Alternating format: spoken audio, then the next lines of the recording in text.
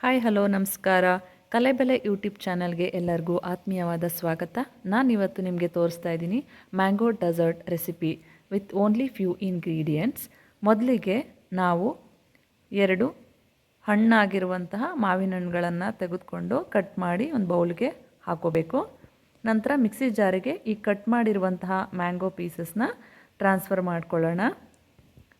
ಹಣ್ಣಾಗಿರುವ ಮಾವಿನ ಹಣ್ಣು ಮತ್ತು ಅರ್ಧ ಕಪ್ಪಷ್ಟು ಸಕ್ಕರೆಯನ್ನು ಹಾಕ್ತಾಯಿದ್ದೀನಿ ಮಿಕ್ಸಿ ಜಾರ್ ಒಳಗಡೆಗೆ. ರುಚಿಗೆ ತಕ್ಕಷ್ಟು ಉಪ್ಪು, 3/4 ಕಪ್ಪಷ್ಟು ಕಾಯಿಸಿ ಆರಿಸಿರುವಂತಹ ಹಾಲನ್ನು ಹಾಕ್ಕೊಳ್ತಾ ಇದ್ದೀನಿ. ಹಾಲು ತಣ್ಣಗಿದ್ದರೆ ಒಳ್ಳೆಯದು. ನಂತರ ನಾನು 2 ಚಮಚದಷ್ಟು ಕಾರ್ನ್ಫ್ಲೋರು ಮತ್ತು 2ರಿಂದ 3 ಚಮಚ ನೀರನ್ನು ಹಾಕ್ಕೊಂಡು ನಾನು ಕಾರ್ನ್ಫ್ಲೋರ್ ಸ್ಲರಿಯನ್ನು ರೆಡಿ ಮಾಡಿ ಇಟ್ಕೊಳ್ತಾ ಇದ್ದೀನಿ. ಇದನ್ನು ಮುಂದೆ ನಾನು ಯಾವಾಗ ಹಾಕಬೇಕಂತ ಹೇಳ್ತೀನಿ. ನಾವು ಈಗ ಮ್ಯಾಂಗೋ ಸ್ಲರಿ ಏನು ಸಿದ್ಧ ಮಾಡಿ ಇಟ್ಕೊಂಡಿದ್ವೋ ಅದನ್ನ ಕುದಿಯೋಕ್ಕೆ ಇಟ್ಕೊಬೇಕು.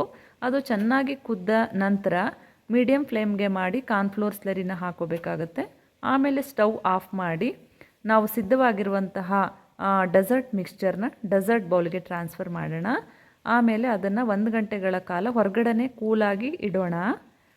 ಕೂಲ್ ಆದ ನಂತರ ನಾವು ರೆಫ್ರಿಜರೇಟ್ರಿಗೆ ಇಡಬೇಕು. 2ರಿಂದ 3 ಗಂಟೆ ಇಡಬೇಕು. ನಾವು ಇಡೋದಕ್ಕಿಂತ ಮುಂಚೆನೇ ಡ್ರೈ ಫ್ರೂಟ್ಸ್ನ ಕೂಡ ಅದರೊಳಗಡೆ ಹಾಕೊಂಡ್ರೆ ತುಂಬ ಟೇಸ್ಟಿಯಾಗಿರುತ್ತೆ. ಡ್ರೈ ಫ್ರೂಟ್ಸ್ನ ಹಾಕಿದ ನಂತರ ನಾವು ರೆಫ್ರಿಜರೇಟರ್ಗೆ ಇಡಬೇಕಾಗುತ್ತೆ 2ರಿಂದ 3 ಗಂಟೆಗಳ ಕಾಲ. ಚೆನ್ನಾಗಿ ಕೂಲ್ ಆದಮೇಲೆ ನಾವು ಹೊರಗಡೆ ತೆಗೆದಿದ್ದೀವಿ. ನೋಡಿ ಎಷ್ಟು ಚೆನ್ನಾಗಿ ಕಾಣಿಸ್ತಾ ಇದೆ ವಿತ್ ಡ್ರೈ ಫ್ರೂಟ್ಸ್.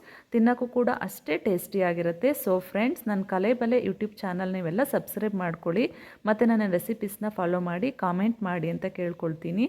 ಈ ರೆಸಿಪಿ ಇಷ್ಟವಾದರೆ ನೀವೆಲ್ಲರೂ ಕೂಡ ಕಾಮೆಂಟ್ ಮಾಡಿ, ಲೈಕ್ ಮಾಡಿ, ಶೇರ್ ಮಾಡಿ. Thank you so much.